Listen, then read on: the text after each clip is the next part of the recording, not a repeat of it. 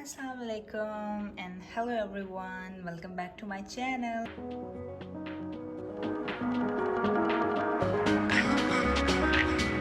I came back with another recipe. So it is about the salad. So we need all of these ingredients. And guys, this is the organic spring mix. So what they mention on this box is like it is a medley of baby lettuces and greens.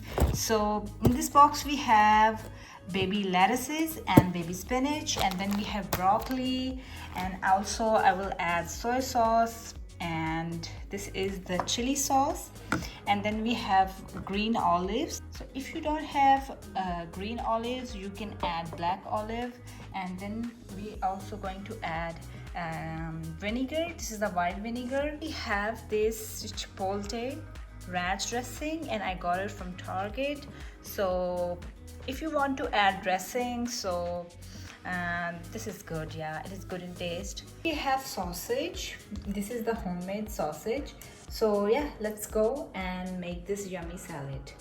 I'm adding 1 tablespoon of oil. It's a vegetable oil. First of all, I'm adding sausage.